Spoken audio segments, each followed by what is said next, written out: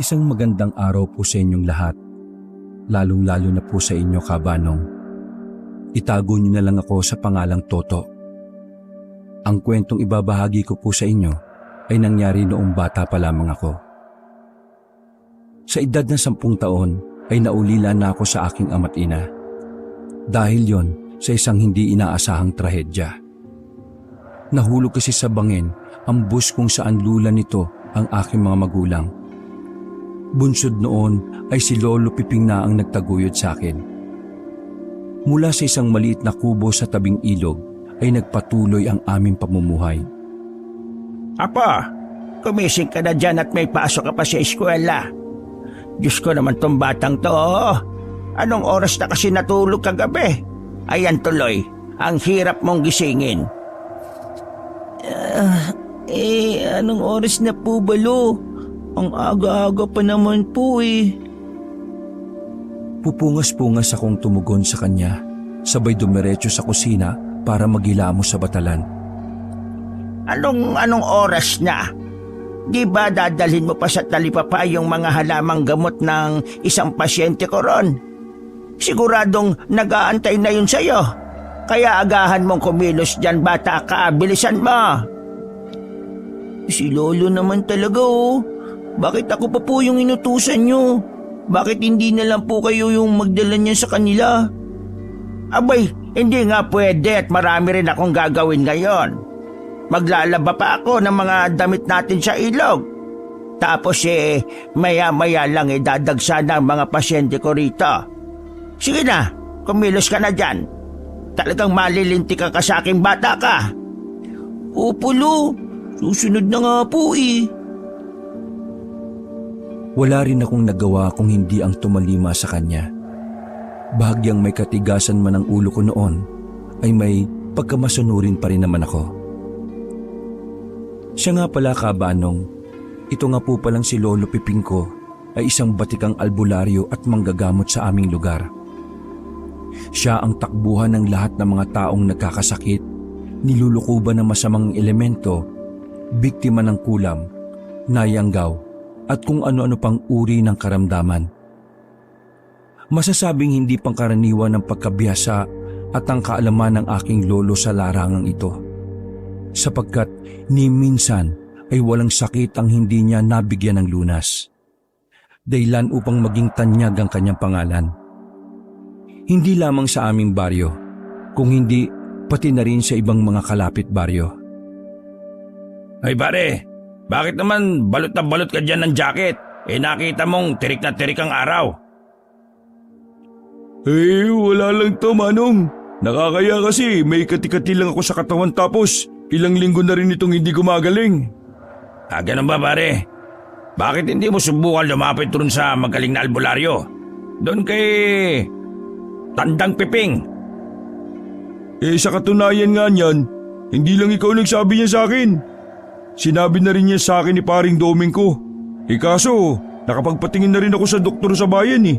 Ang sabi ng doktor, allergy lang raw ito. Ang dami pang gamot na ibinigay sa akin. Kaso, parang hindi rin tumatalab eh. Sobrang kati nga eh. Lalo na sa gabi. Nako, kaya hindi rin ako makatulog. Ay nako pre, subukan mo lang. Wala namang mawawala eh. Saka, wala namang bayad yun. Kahit magkano lang ibigay mong donation. Sobrang galing talaga nung kumpare kong yon. Tara, sakay ka na sa tricycle ko at sasamahan kita. Pagkatapos noon ay agad na bumiyahe ang dalawa. Paring Piping! Andiyan ka ba? May pasyente ka dito oh. Ikaw pala Paring Enteng. Ano bang sa atin? Eto, pakitingnan mo nga tong kasama ko. May kati-kati daw sa katawan eh. Magandang araw po, Manong. Magbabakasakali lang po sana ako dito sa inyo. Baka po pwedeng magpatingin sa inyo. Sige. Tuloy lang kayo sa loob. Mabilis na kumilos noon si Lolo para asikasuhin ng lalaki. Kasalukuyang nasa kalagitnaan pa lang siya sa kanyang panggagamot nang isa-isang nagdatingan ang iba pa niyang mga pasyente. Pinapila niya muna sila sa labas para magantay hanggang sa matapos siya sa kanyang ginagawa. Sa kanyang pag-usal ng dasal at pagpahid ng langis sa katawan ng lalaki ay namamangha na lamang ito sa kanya. Hindi rin kasi ito makapaniwala sa bilis ng epekto ng pamamaraan ni Lolo. Sapagkat ang kaninang mamula-mula at kating-kating niyang balat ay unti-unti nang bumabalik sa pagiging normal. Hanggang sa hindi niya namamalayan na nagsimula na rin magtayuan ang kanyang mga balahibo sa kanyang katawan. Sa pagpatay ni Lolo sa kandila ay doon pa lamang siya muling nagwika sa lalaki. Ayos na, Noy. Gagaling ka na.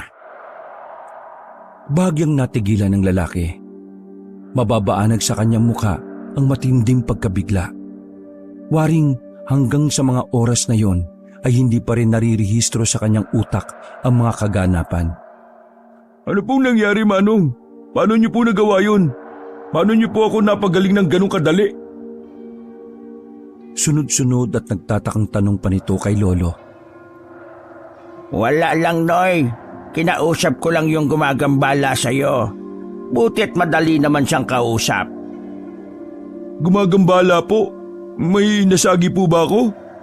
Oo, Noy. Ayan, no. Tingnan mo sa kandila. Di ba, ilog yung umaagos na yan. Tapos, ikaw itong lalaking nakatayo. Pinagbababato mo pa yung tubig. Ayan tuloy, natamaan mo yung bantay ng ilog. Hala, naalala ko nga po yun. Tama nga. Pumunta nga kami ng mga pinsan ko dun sa ilog. Tapos, pinagbabato ko yung mga talangka sa tubig. Pero, sobrang tagal na nun ah. Tsaka paano niyo po nalaman yun? Napatango na lamang si Lolo at hindi na muna nagsalita. Samantalang ang kaninang pananaw ng lalaki ay bigla na lamang nabago matapos ang sandaling gamutan. Dahil kanina lamang ay mas naniniwala pa siya sa doktor kumpara sa mga albularyo. Naparoon lamang siya para sana magbakasakali. Ang isa pa ay niwala man lang siyang sinabi kay Lolo tungkol sa bagay na yon. Pero labis na lamang siyang nagulantang nang si Lolo pa mismo ang nagpaalala ng mga bagay na ginawa niya noon sa ilog. Malinaw sa kanyang balintataw ang mga pangyayaring yon. Sige na, Noy.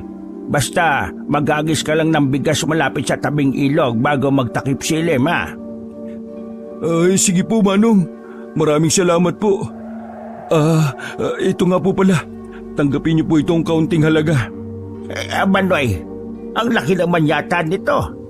Tama na siguro tong 20. Sabay balik ni Lolo sa 50 pesos sa kanya. Bagay na hindi naman na tinanggap ng lalaki. Kaya naman laking pasasalamat na lamang ni Lolo sa kanya. Hanggat maaari sana ay ayaw ring tumanggap ng malaking halaga ni Lolo. Pero ang mga tao na ang kusang nagpipilit noon sa kanya. Pagkalabas ng lalaki ay mabilis na pumasok ang sumunod na pasyente ni Lolo. Katulad sa una ay walang kahirap-hirap na tinanguan ni Lolo ang kanyang suliraning pangkalusugan. Lumipas pa ang maghapong panggagamot ni Lolo. Sa wakas ay naubos na rin ang mga taong nakapila sa labas ng aming bahay. Oras na rin ang aking uwian mula sa paaralan. Sa aking paglalakad ay nakasalubong ko pa ang ilang tao na nagmula pa sa aming bahay. Apo, bakit ngayon ka lang dumating? Sobrang dami ko pa naman pasyente kanina. Siguro naglakwatsa ka na naman, ano? Hindi po, Lo. May inutos lang po sa amin si Ma'am Dolores sa school kanina. Dapat nga mamaya pa po ako makakauwi. Tumakas lang po ako. Sige na. Magsahin ka na muna. Bibili lang ako ng tinapa sa talipapa. Sige po, Lo. Ako na pong bahala dito. Pagkatapos kong magbihis ay kaagad na akong nagparingas para magsaing. Bali nasa labas pa po pala ng bahay ang dapog namin dati. Samantalang yung gamit po namin panggatong ay yung mga tuyong kahoy sa paligid. Makalipas ang ilang sandali ay nakarating na rin si Lolo. Inutusan niya akong isalang sa apoy ang nabili niyang tinapa. Matapos maluto ay nagpunta ako sa aming bakuran para kumuha ng sariwang kamatis para gawing sausawan. Habang nasa kasarapan kami ng paghahaponan noon, ay bigla na lamang may tumawag kay Lolo. Napadungaw pa ako noon sa bintana para tingnan kung sino ang nasa labas. Mula doon ay nakita ko ang isang matandang babae na bitbit ang kanyang 7 taong gulang na apong lalaki. Nagbukas ng pinto si Lolo at tumahangos na nagwika ang nasabing ali. Piping, tulungan mo ang apo ko. Iligtas mo siya. Nang makitang lupaypay na katawan ng bata, ay agarang kumilos si Lolo. Madali niya akong inutusan para magpainit ng tubig. Doon ay sinubukan mo ng lapatan ng paunang lunas ni Lolo ang bata. Mabuti na lamang ay bahagyang kumalma ang lagay nito. Dahilan para makampante na ang nasabing ali. Nang may masmasan, ay saka siya nagsimulang isalaysay ang nangyari sa bata. Kanina lang maayos pa siya. Nito lang bago magtakip silim, bigla na lang siyang namutla ng ganyan. Akala ko pa nga nabilaukan lang siya dahil naghahaponan din kami. Tapos bigla na lang siyang nagsuka. Hanggang sa bigla na lang siyang nawalan ng malay. Pero buti na lang at naisugot ko siya dito kaagad sa iyo. Ganun ba, Maring? Pero mukha wala naman akong nararamdamang gumagambala sa apo mo Baka kailangan lang niya ng pahinga. Kita mo, wala naman akong inuusal na dasal sa kanya. Pero kumalma na siya. Sa pagod lang ito malamang. Ano kayang nangyari dito sa apo ko, Piping? Hindi ko rin alam, Maring. Ganito na lang. Obserbahan muna natin siya. Pero susubukan ko na rin siyang gamutin. Toto! Nasaan na ba yung pinainit kong tubig? Sigaw pa ni Lolo sa akin noon. Ito na po, Lo. Kakukulo lang po Sige, kumuha ka muna ng baso at kutsara sa batalan. Muli pang utos ni Lolo na aking tinalima. Pagkabot ko noon ay kaagad ibinabad ni Lolo ang isang halamang gamot sa mainit na tubig. Pagkaahon noon ay sa kanya niligis ito gamit ng kutsara at inipon ang katas nito sa isang baso. Yun ang ipinainom niya sa batang nangihina.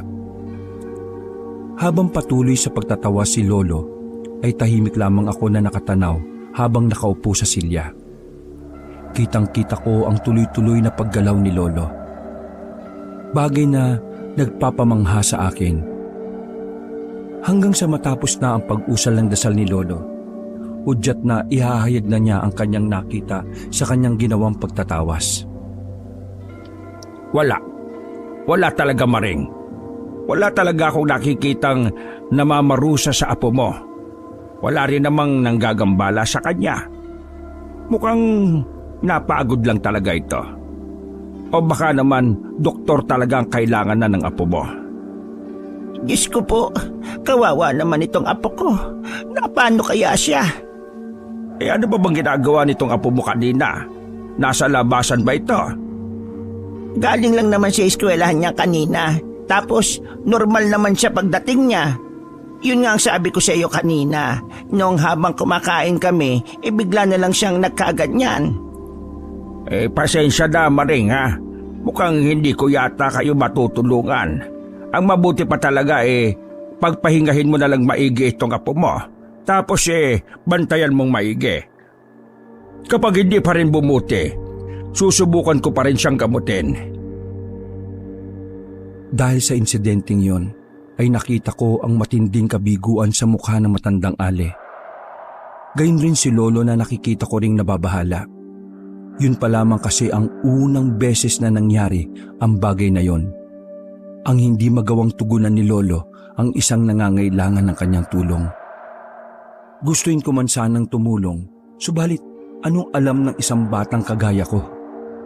Wala pa rin naman akong alam noon sa paraan ng panggagamot ni Lolo. Wala na ring nagawa pa ang ali. Kaya naman binitbit na lamang niya ang kanyang apo na noon ay mahimbing na natutulog. Sa kanilang paglisan ay nababanaag ko pa rin sa mukha ni Lolo ang kanyang pag-aalala. Napabuntong hininga na lamang ito nang muli siyang bumalik sa harap ng lamesa. Bakit po, Lo? Ano po bang nangyari sa bata? Hindi niyo po ba siya kayang pagalingin? Sunod-sunod na tanong ko pa sa kanya. Hindi ko rin alam, Apo. Hindi ko alam kung ano ba talaga ang nangyari. Una pa lang wala talaga akong maramdaman. Wala akong makitang kung anong masamang elemento ang may gawa nun sa kanya. Hindi ko rin alam kung bakit parang masama ang kutob ko. Ayos lang po yun, Lo. Huwag niyo na lang po yun masyadong isipin. Gagaling rin po yung bata. Tsaka, wala ka naman pong kasalanan sa nangyari. Ikaw pa nga po yung gustong tumulong sa kanila. Sige na, Apo. Kumain na lang tayo. Napangiti na lamang si Lolo sabay himas sa aking buhok. Habang kumakain kami, ay tanaw ko pa rin malalim ang kanyang iniisip. Malamang bunsod yon sa huli niyang naging pasyente. Pagsapit ng kinabukasan, ay papasok na sana ako noon sa eskwela. Subalit habang nasa daan, ay bigla kong naisip ang nakaraang gabing kaganapan. Kumusta na kaya yung bata? Mabuti na kaya yung lagay niya? Siguro, dadaanan ko na lang yun sa bahay nila. Sambit ko pa noon sa aking isipan. Kaya tinungo ko na lang ang tapat ng kanilang bahay. Nakampante na lang ako nang makita ko na ang batang lupaypay kagabi ay mukhang maayos na ang kalagayan. Katulad ko ay nakasuot na rin siya ng kanyang uniforme at papasok na rin siya sa paaralan. Naisip ko tuloy na maaring tama nga ang sinabi ni Lolo na baka nasobrahan lang talaga sa pagod ang bata. Pero buti na lang talaga, mukhang magaling na rin siya. Dahil doon, medyo nabawasan na rin ang ilang isiping bumabagabag sa aking isipan. Kaya doon ay masaya na akong naglakad patungo sa paaralan. Buong akala ko'y magiging maayos na ang lahat. Subalit, nagkamali pala ako sa aking akala. Sapagkat ang kaganapan noong nagdaang gabi ay ang siyang magbabago pala sa takbo ng aming buhay. Sapagkat sa hindi ko malamang dahilan ay kung bakit bigla na lamang nagalit sa amin ang aming guro sa unang klase na si Madam Rosario. Kumusta ang tulog natin, Toto? Masungit na tanong nito sa akin. Ako po ba yun, ma'am? Bakit? Sino pa bang Toto dito sa silid na ito? Saan ba ako nakatingin? Di ba sa'yo? Dahil sa galit na tinig ng aking guro, labis ang aking naging pagkabigla. Wala akong kamalay-malay sa bagay na kanyang ipinagpupuyo sa galit. Sa halip ay pilit ko munang kinalma ang sarili ko bago ko tumugon sa kanya. Maayos naman po, ma'am. May nagawa po ba akong mali? May nahong kong tugon sa kanya na sinubukan ko pang umiti. Bagay na mas lalo niya pang ikinagalit sa akin. Ba't pangiti-ngiti ka pang hudas ka? May pagkaburumbado ka pala talagang bata ka. Manang-mana ka pala sa lolo mo. Parehas kayong masama ang ugali. Palibasa peking albularyo yung lolo mo. Bakit po? Ano po bang ginawa ko sa inyo? Ano po bang kasalanan sa inyo ni Lolo? Takot at halos maiyak na ako noong mga oras na yun habang nagtatanong sa aking guro. Hindi ba pinagtabo yan ng lolo mo yung nagpagamot kagabi? Ano naman kung pagod na siya? Ano naman kung kumakain kayo? Masasabi niyo ba kung kailan makakasakit ang mga tao? Na dapat sa araw lang sila magkakasakit? Na dapat sa araw lang sila pumunta sa inyo? Pero, ma'am, Hindi pa man ako nakakapagsalita ay pinutulan ni Ma'am Rosario ang aking sasabihin. Sa halip na hayaan niya muna ako magpaliwanag ay patuloy lamang siya sa kanyang pagtatalak. Huwag mo nga ako mapero-pero. Magdadaylang ka pa? Tapos palalabasin mo akong sinungaling? Dahil sa mas matindi pang salitang binitiwan ng aming guro, ay nangangatal na ako noon sa matinding takot at pagkakapahiya. Hindi ko na alam ang gagawin ko ng mga oras na yung kabanong. Yun bang parang gusto ko na lang nalamunin ako ng buo ng lupa. Ni hindi ko man lang magawang sabihin ang tunay na mga kaganapan dahil magiging taliwas yun sa mga salita ng aming guro. Bagay na nagbigay sa akin ng isipin na tsak na mas lalo pa siyang manggagalaiti sa matinding galit sa akin. Samantalang Nagpatuloy pa rin si Ma'am Rosario sa kanyang paglilibak sa buong pagkatao namin ni Lolo. Iniyuko ko na lamang ang aking ulo sa aking silya habang patuloy ako sa aking pagtangis. Lumipas pa ang ilang sandali ay natapos na rin sa wakas sa pagtuturo ang ginang. Pero bago pa man siya lumabas ay muli pa siyang nagpakawala ng maanghang na salita sa harapan ng aking muka. Pinahid ko na lamang ang aking muka mula sa kanyang laway na tumalamsik pa sa akin.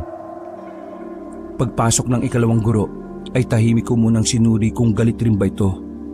Ngunit matapos kong mapagtantong mukhang wala naman siyang alam sa galit ni Ma'am Rosario, ay doon pa lamang ako medyo nakampante. Hanggang sa isang beses pang nagpalit ng aming guro sa klase, pero mukhang liban kay Ma'am Rosario ay normal naman lahat. Pagsapit ng aming break time ay agad akong nagtungo sa labas ng CR. Naisip kong magkubli na lamang doon upang iwasan ang aking mga kaklase. Batid ko kasing ang ilan sa kanila ay naniniwala rin sa mga sinasabi ni Ma'am Rosario. Pero bago pa man ako tuluyang makapasok sa pinto nito, ay narinig kong may tumawag sa aking pangalan. Uy! Toto!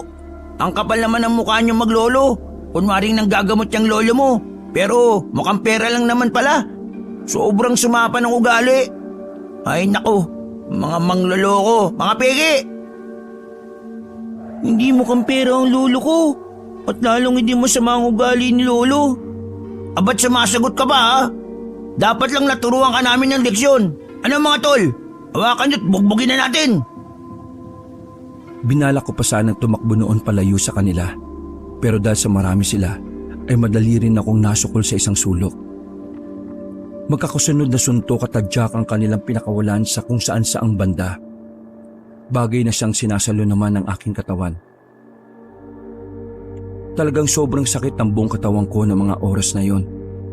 Wala akong magawa kung hindi ang inday na lamang ang kanilang ginagawang pag-atake sa akin.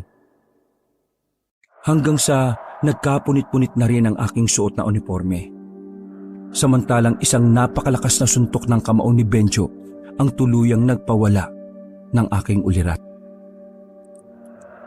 Nagising na lamang ako na nakahiga ako sa isang mahabang upuan. Naroon nakapalibot sa akin ang ilan pa naming guro, habang patuloy lamang sila sa pag-uusisa. Ayos ka lang ba, Toto? Opo, Sir Marco. Tugon ko pa na halatang may iniinda pa ring masakit sa katawan. Sa tindi ng aking natamong bugbog kina Benjo at ilan pa naming mga kaklase, ay halos hindi ko na magawang imulat ang aking kaliwang mata. Tattad rin ng galos, sugat at pasa ang aking buong katawan. Samantalang ang suot kong uniforme naman ay halos magkandagula-gulanit sa matinding pagkasira. Pinainom muna ako ng tubig ng isa sa aming guro na si Sir Marco at saka muli siyang nagtanong sa akin. Ano, Toto? Ayos ka na ba? Opo, sir. Ayos na po ako. Ano ba nangyari? Sino bang may gawa niya sa iyo? Hindi muna ako sumagot. Sa halip ay bagya muna akong nag-isip. Patid kong kung sasabihin kong sina Benjo ang dahilan nun, ay tsak na babalikan muli nila ako. Malamang na mas matinding parusa pa ang aabutin ko sa kanila pag nagkataon. Bunsod noon ay minabuti ko na lang na sarilihin ang lahat. Hiniling ko na lang sa aking isipan na sana'y pagkatapos ng insidenteng yon ay lubayanan nila ako ng tuluyan. Nang biglang magsalita ang isa pa naming guro. Ay sus! Dapat lang yan sa'yo, Toto. Karma lang yan dahil sa ginawa ng lolo nyo kagabi. Biruin nyo ba namang pinagtabuyan daw nila yung matandang may dalang bata na nag-aagaw buhay? Ay talaga, ma'am. Nako, grabe naman pala yung maglolo na yan. Ang sasama pala ng ugali. Di ba yun yung matandang albularyo? Yung nakatira sa tabing ilog? Oo, sir, yun nga. Kunwari albularyo pa raw kuno. Peki-peki naman pala. Mga manluloko. Kunwari nanggagamot pero nanggagansyo lang pala. Nagpatuloy pa sa pagbubulungan ng ilang kong guro na naroon. Kung ano-ano pang masasakit na salita ang kanilang pinagsasabi nila sa amin ni Lolo. dahilan para muli na naman akong mapahagulgol ng iyak. Alam ko rin na kahit ano pa ang sabihin kong paliwanag ay hindi rin sila maniniwala. Samantalang may ilang guro pa rin naman ang nanatiling tahimik lamang. Mas pinili nila ang hindi na lamang magbigay ng komento base sa nasabing pagbibintang. Sa mga oras na yon ay hindi ko na hinintay pa ang susunod naming klase. Dagli akong kumaripas para tumakas sa paaralang yon. Pagkarating ko sa aming baryo ay natanaw ko kaagad ang matalim na pagtingin na ipinupukol ng mga kabaryo namin sa akin. Hindi ko na sila kailangan pang marinig sapagkat sapat na ang kanilang mga pagkilos upang aking mabatid ang kanilang mga saloobin. Saloobing walang matibay na batayan maliban sa maling balita. Nasa labas pa lamang ako ng bakuran ay tanaw kong onti lamang ang pila sa labas ng aming bahay. Samantalang magtatanghali pa lamang ng mga oras na yon, bagay na hindi pa nangyari noon. Apo, anong nangyari sa'yo? Ayos ka lang ba? Natatarantang wika sa akin ni Lolo. Pinilit munang kumalma ni Lolo saka iniwan ng kanyang pasyente upang asikasuhin ako. Mabilis siyang kumuha ng mga halamang gamot sa loob ng aming bakuran. Pagkabalik niya ay agad niya akong nilapatan ng samut-saring halamang gamot para sa sugat at galo sa aking katawan. Habang ginagawa ni Lolo yon, ay ramdam ko ang kanyang pangangatal. Labis-labis ang kanyang pagkabahala mula sa aking kalunos-lunos na sinapit. Ganun pa man ay alam kong pilit lamang na nilalakasan ni Lolo ang kanyang loob para gamutin ako. Sigurado rin ako na nakarating na rin sa kanya ang kumalat na maling balita. Hanggang sa hindi ko na napigilan pa ang aking sarili. Bigla na lamang akong napahagulgol at napayakap kay Lolo. Wala namang salitang namutawi sa kanyang bibig. Wari, pilit niyang pinipigilan ng magsalita upang hindi rin siya mapaluha. Walang humpay ang pag-agos ng mga luha mula sa aking mga mata. Sa ganoong sitwasyon, ay nakatingin lamang sa akin ang kasalukuyang pasyente ni Lolo. Samantalang nasa labas pa rin naghihintay ang iba pang natitirang pasyenteng naniniwala pa rin naman kay Lolo. Matapos kong maiyak ay bagyang nabawasan ang kirot na aking dinaramdam. Tumayo ko mula sa aking kinalalagyan at saka dumiretso na ako sa kwarto para magpahinga. Doon ay pinili ko na lamang na magmukmok habang nakatalokbong ng kumot. Hindi ko namamalayan na nilamon na pala ako ng antok. Nakahain na sa hapag nang gisingin ako ni Lolo. Apo, Toto, gumising ka na dyan. Kumain na muna tayo. Napangiti pa si Lolo habang inaanyayahan ako. Sige po, Lo. Susunod na po ako.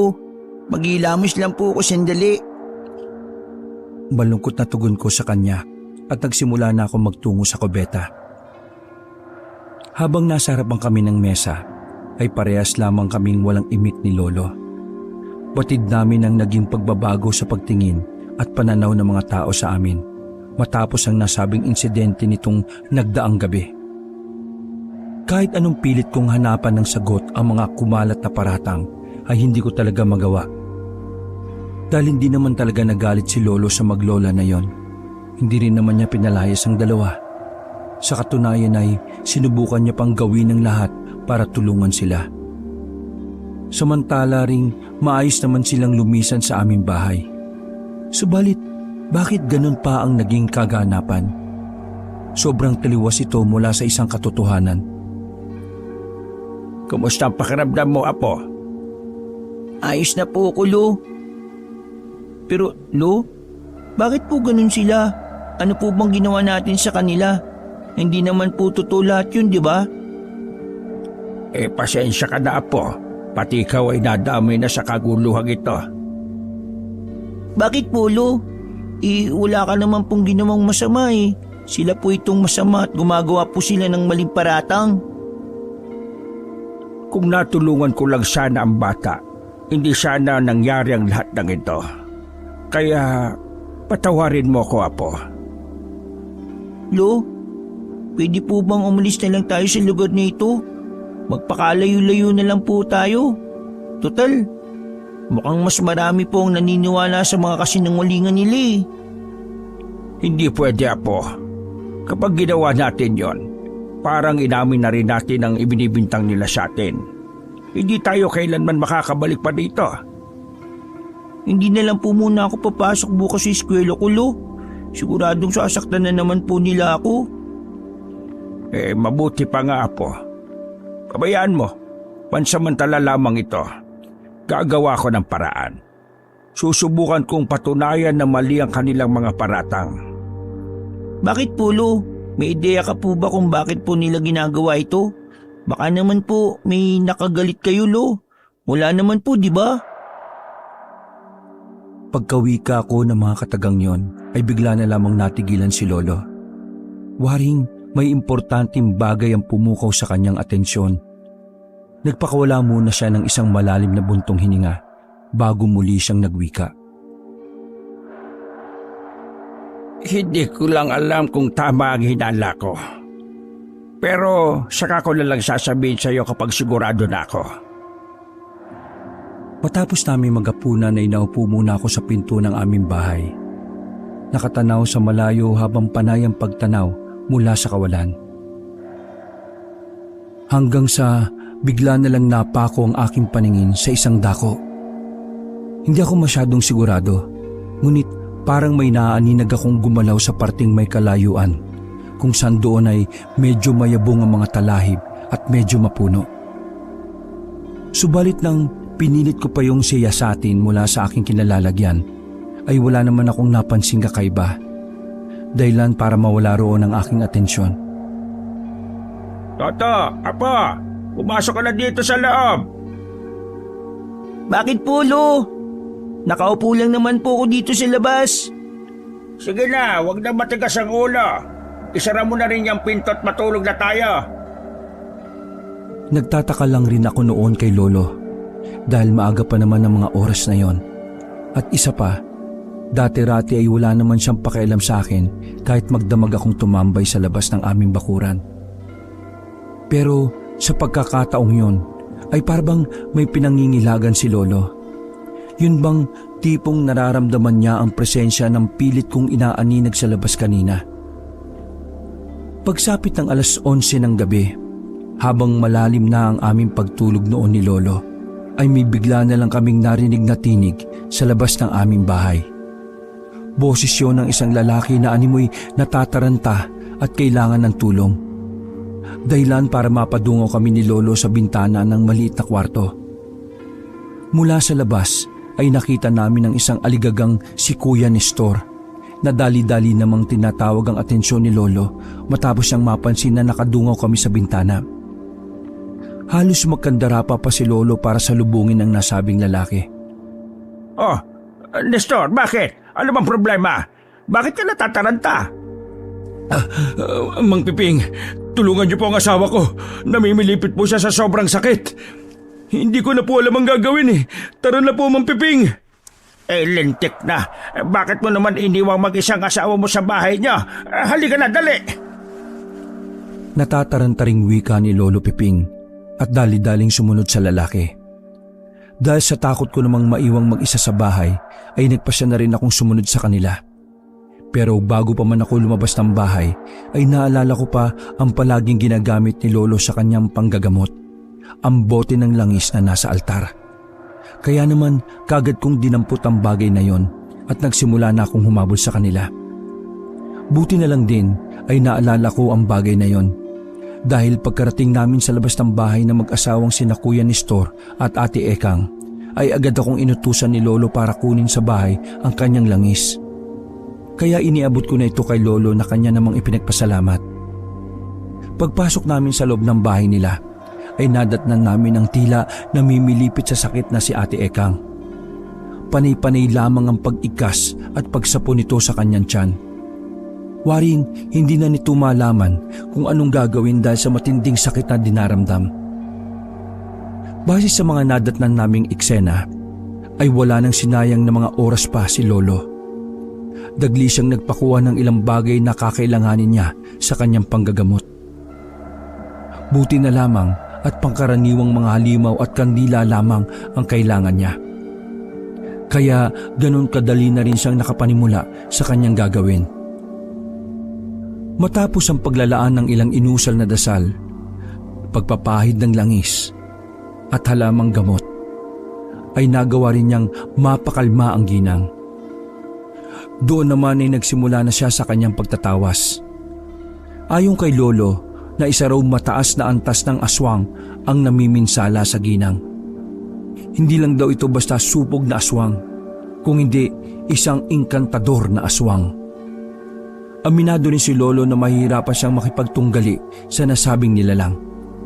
Bagay na kung sakaling magkamali man siya ng isang beses, ay siguradong isa sa kanilang dalawa ng ginang ang maaring agad na mamatay.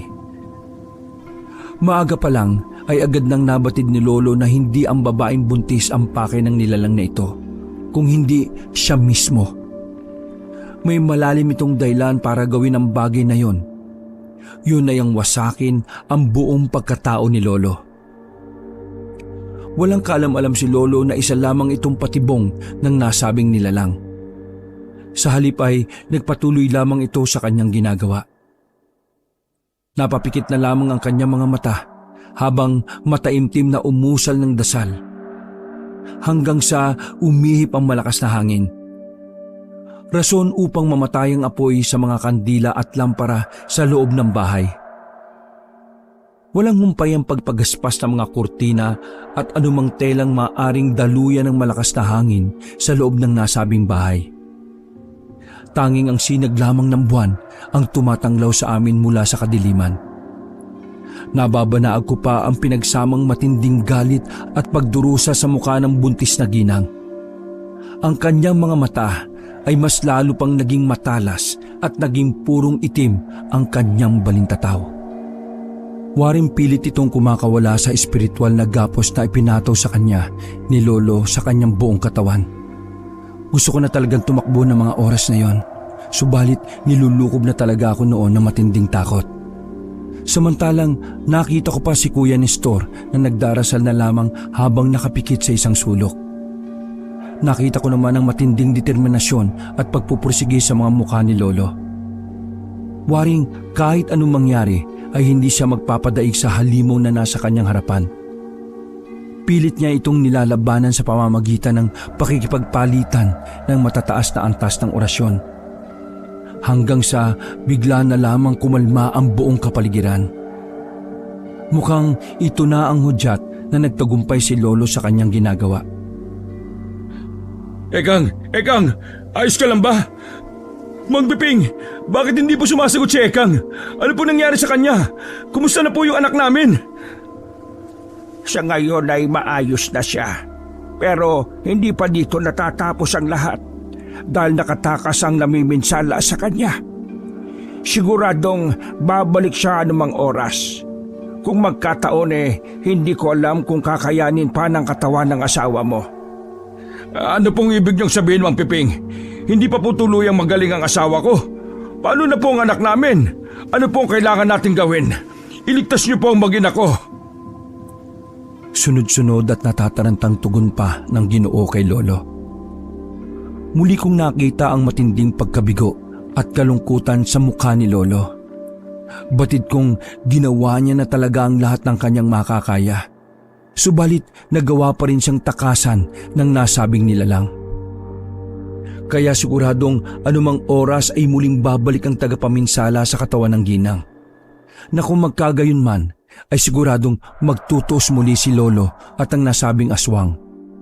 Bagay na siguradong makakasama sa katawan ng babae at ng sanggol na nasa kanyang sinapupunan.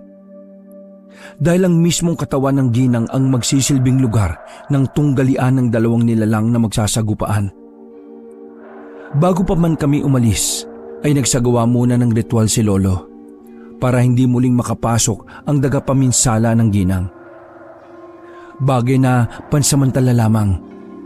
Mas mainam na yon kesa walang gagawing paraan si Lolo.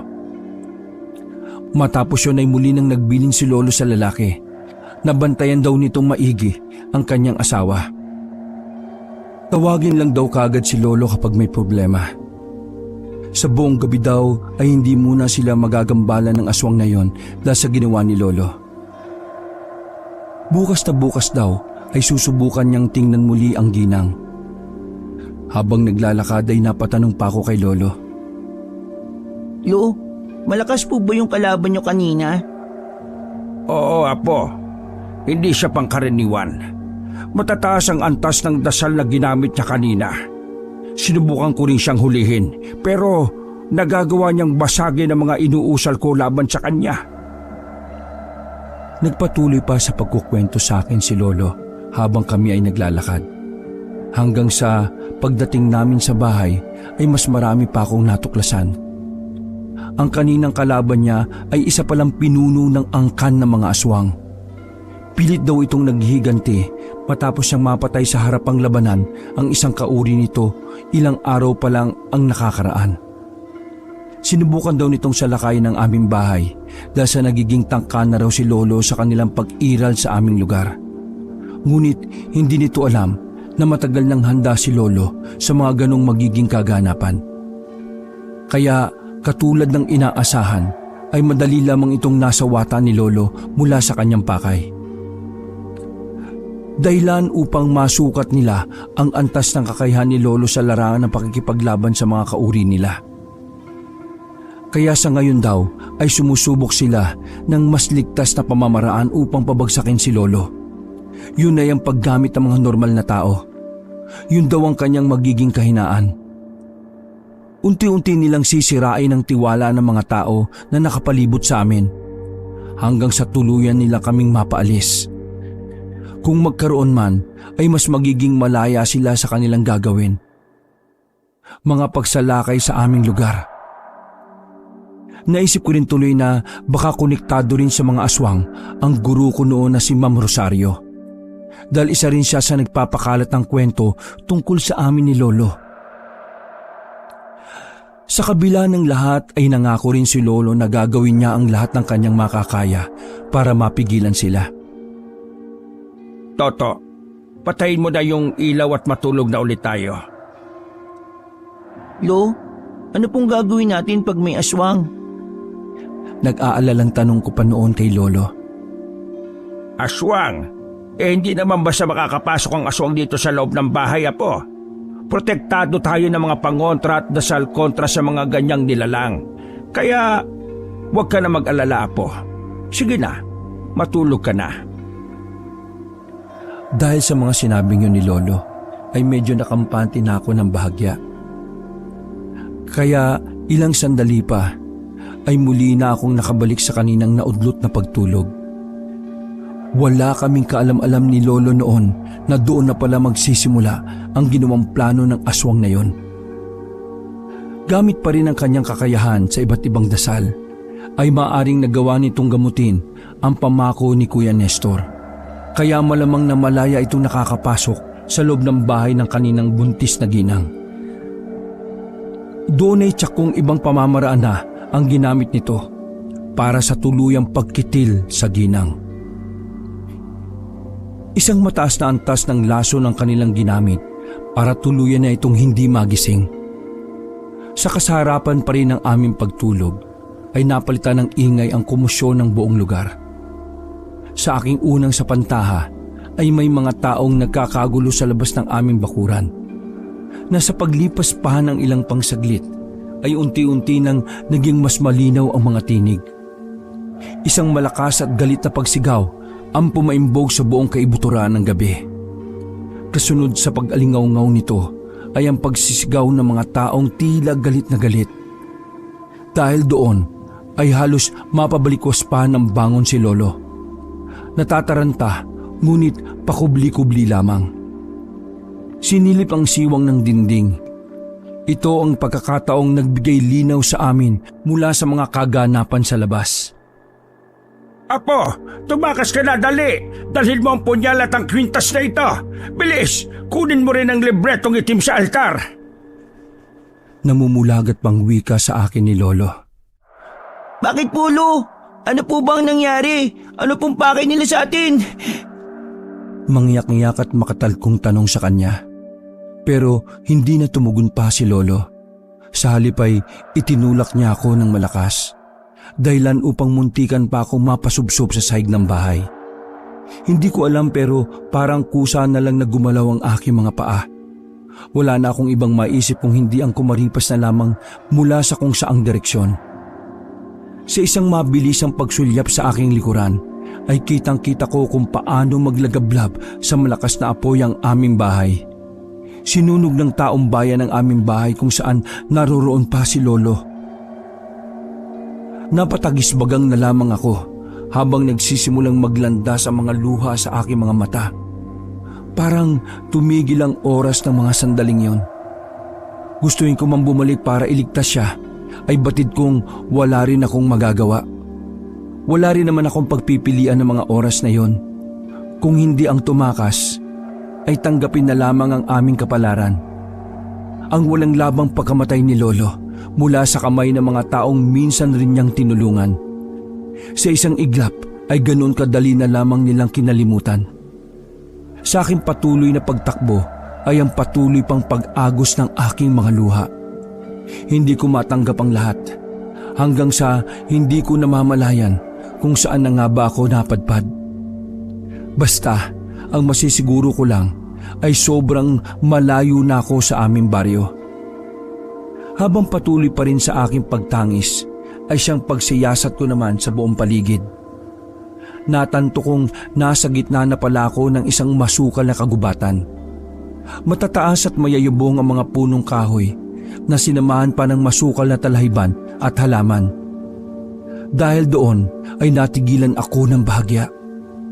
Ang kaninang kalungkutang aking nadarama ay biglang nahaluan pa ng matinding takot. Pilit kong sinusuri ang bawat sulok ng aking pinagtatayuan. Dahil na rin sa isiping baka may kung anong nilalang ang biglang sumulpot at bigla na lang akong daluhungin. Mabuti na lang, makalipas ang ilang pang saglit ay wala naman akong napansing kakaiba. Maya-maya lamang ay nagsimula na ring sumilay ang pagbubukang liwayway. Kaya kahit papaano ay nabawasan na rin ang aking takot.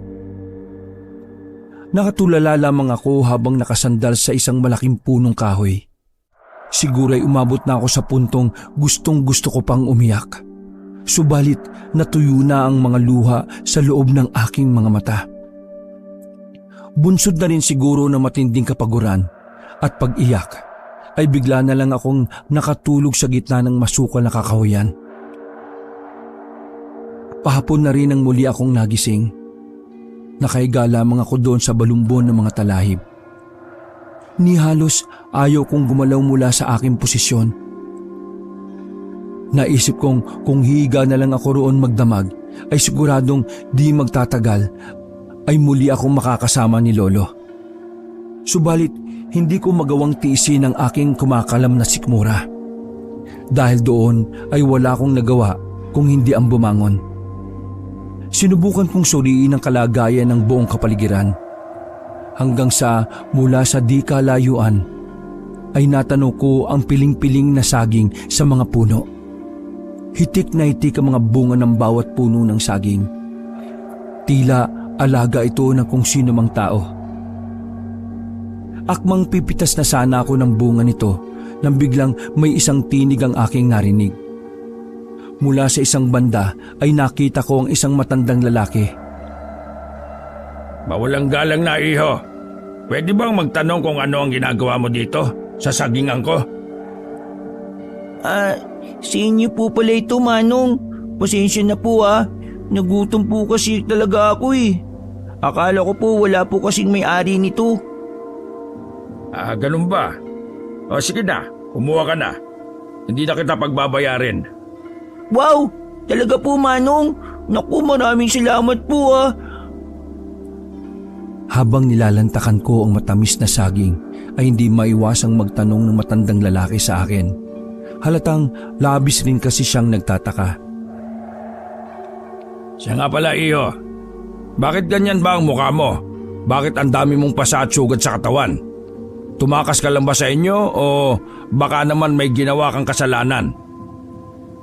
Sunod-sunod na tanong pa ng mama sa akin. Bagay na natahimik na lamang ako. Muli ko kasing naalala ang sunod-sunod na pait at kamalasang dinanas ko Nito lamang nagdaang araw. Nang matanto naman ng matanda ang aking naging reaksyon, ay tumigil na lang siya sa kanyang pag-uusisa. Sa halip ay inalok niya pa ako para kumuha pa ng saging. Sandali lang umalis ang mama. Sa kanyang pagbabalik ay may daladala na siyang isang basong tubig para sa akin. Oh, iho, uminom ka muna ng tubig. Baka mabilaukan ka dyan sa kinakain mo. Halatang gutom na gutom ka. Maraming salamat po, Manong. Sige po. Mauna na po ako sa inyo, ha? Teka, iho. Saan ka naman pupunta? Base sa lagay mo mukhang hindi ka makakabalik sa inyo Binugbog ka ba ng tatay mo, ano? Baka naman kasi puro ka lang kalokohan, ha? Muling pag-uusisa pa ng matanda sa akin. Hindi po, Manong. Sa katunayan po, gawa po ng mga kaklase ko mga sugat at pasana ito sa katawan ko Pinagtulungan po nila ako ng walang dahilan. Abay, grabe naman pala sila, ano? Ano nga palang pangalan mo? Saka nasa ba yung mga magulang mo? Ang totoo po niyan, Manong, wala na po akong mga magulang Matagal na po silang patay. Sasabihin ko pa sana sa kanya ang tungkol kay Lolo, pero naisip kong wag na lang rin siguro. Dahil baka maikwento niya pa sa ibang tao ang tungkol doon. Bagay na kung magkataon ay baka mas mapahamak pa ako. Dahil naaawa naman sa akin ng mama, nag-alok siya ng pansamantalang matutuluyan para sa akin. Sa gitna raw ng sagingan niya ay may maliit na kubo raw sila. Pahingahan daw talaga yon. Pwede raw akong manatili doon ng kahit na ilang araw. Naisip kong mas magiging ligtas nga ako doon kung doon ako mananatili. Bahala na at kapag nakabuelo ay hahanap na lang siguro ko ng ibang matitirhan. Matapos siyang ituro sa akin ang tinutukoy niyang bahay ay ipinakilala niya ako sa kanyang asawa. Katulad niya ay mabait at mausisa rin ito. Marami pa kaming bagay na napagkwentuhan. Sobrang tagal na daw nilang naninirahan sa lugar na yon. 2 lang daw sila dahil hindi naman sila nabibiyayaan ng anak. Sila daw ay sila Aling Jose at Manong Kaloy. Ang sagingan daw ang kanilang hanap buhay. Sa tuwing anihan daw ay kumukuha sila ng mga taong gagawa nito para sa kanila. Kaya hindi naman daw ganon kahirap ang mga gawain nila. Marami rin daw silang alagang hayop na nagkalat sa palibot ng kanilang sagingan. Ipinaghanda rin nila ako ng panghapunan at pinahiram ng mga lumang damit. Sa pagsapit ng gabi ay umuwi ng 2 matandang mag-asawa sa kanilang bahay. Buti na lang din at sadyang mabait ang mag-asawa dahil bukod sa pagbibigay ng pagkain at matutulugan ay pinahiram rin nila ako noon ng isang digaserang lampara. Habang nakaupo sa maliit na papag ay inilabas ko ang mga bagay na ibinigay sa akin ni Lolo bago pa man kami magkawalay. Alam kong yun ang mga mahalagang kagamitan niya sa kanyang pagiging albularyo. Nakita ko rin dating madalas niyang binabasa ang libretang yon kapag wala siyang ginagawa. Ngunit sa tuwing hahawakan ko ang mga bagay na yon ay muling nanunumbalik sa akin ang mga alaala ni Lolo. Hanggang sa hindi ko rin namamalayan na nagsisimula na pala akong umiyak. Kaya mas minabuti ko na lang na itago na lang ang bagay na yon. Lumipas pa ang mga araw at medyo nakakaahon na rin ako sa matinding pagluluksa. Dahil sa mabait rin naman ang may-ari ng sagingan, ay pinili ko pang manatili muna roon. Pinilit pa nila akong kumbinsihin upang magbalik sa pag-aaral. Subalit mas pinili ko ang manatili na lamang sa poder nila. Para sa akin ay mas magiging ligtas ako kung mananatili lamang akong nakatago sa lugar na yon. Malayo sa mga tao na maaaring manakit muli sa akin. Tumutulong-tulong na lang ako sa kanila sa mga gawain sa lugar na yon. Kahit papaano ay nag-aabot rin sila ng kaunting halaga sa akin. Hindi ko na lang rin namamalayan ng oras at ilang taon na rin pala ang nakalipas. Bukas na rin ang aking 17 taong kaarawan. Oh, bukas na pala ang kaarawan mo, Toto, no? Kaya nga po, Manong Mukhang mapapalaban pa tayo sa tagayan yan. Aba, syempre naman. Magkakatay pa tayo ng manok at itik para sa pulutan. Bibili rin tayo ng isda sa talipapa. Wow, talaga po Manong. Naku, maraming salamat po ah. Basta sabi mo, sagot mo yung alak natin ha. Ay, sige po Manong. Ako na po ang bahala ron bukas. Yan ka na naman Toto eh. Puro ka naman akong bahala. Eh yung nililigawan mo ron sa talipapa, kayo na ba? Hindi ko naman po nililigawan yan Manong eh. Suki lang po ako noon. Anong suki-suki? Baka suki ka mo sa pag-ibig. Kinabukasan nga ay maaga kaming nagtungo ni Manong sa talipapa para bumili ng isdang pang-ihaw. Hindi ko pa man sabihin ay alam na ni Manong kung saan ko gustong bumili. Kaya naman nang naroon na kami ay bigla siyang nagsalita. Toto, akala ko sabi mo iimbitahan mo siya sa birthday mo mamaya. Malakas na tinig pa ni Manong na tila pinaparinig sa magandang tindera ng isda na si Rosa. Hala, wala naman po akong sinabing ganun Manong eh. Si Manong talaga oh. Hey sus, sabihin mo na kasi. Ikaw naman naiiyaya ka pa kasi. Gusto mo ba? Ako na lang ang magsabi. Ay ano ba kasi yun, Toto? Bakit ba hindi mo pa kasi sabihin dito sa pinsan kong si Rosa? Patorpe-torpe ka pa dyan kasi. Eh ikaw lang naman itong iniintay na magsalita nitong pinsang ko eh. Uy, naku Jenny Huwag mo nga akong madamay-damay dyan. Huwag mo akong mabiro-biro dyan at pagod ako, no? Ay nako, galit-galitan ka pa dyan. Eh kanina pa lang ang saya-saya mo nung nakita mo itong si Toto. Kunwari ka pang ayaw mo. Eh halata namang kilig na kilig ka. Halatang nagpipigil lang na matawa si Rosa. Gayunpaman ay pinanindigan pa rin niya na seryoso ang kanyang muka. Dahil sa sobrang hiyang-hiya ko noon ay hindi ko na nagawa pang makapagsalita. Hindi ko rin alam kung bakit pagdating sa kanya ay nawawala ang aking pagiging matipuno at matikas. Bagay na pilit namang ginagawa ng paraan ni Manong. Siya na ang kumausap sa dalawang babae. Sa hindi ko mawaring dahilan ay nagawa silang mapapayag. Nang malaman ko yon, ay talagang labis akong natuwa. Wari bang sasabog na ang aking dibdib sa bilis ng pagkabog nito? Dahil doon ay halos hindi na mawaglit ang ngiti sa aking mga labi. Mula sa talipapa hanggang makauwi na kami ay parang lutang pa rin ang aking isipan. Aba Josie, tingnan mo nga tong alaga natin dito. Parang nabaliw na yata. Kunwari pa kaninang ayaw magsalita. Pero nung pumayag yung dalaga ni ayaw nang tumigil sa kakangiti. Oo nga naman Kaloy Tingnan mo, may pasayaw-sayaw pa.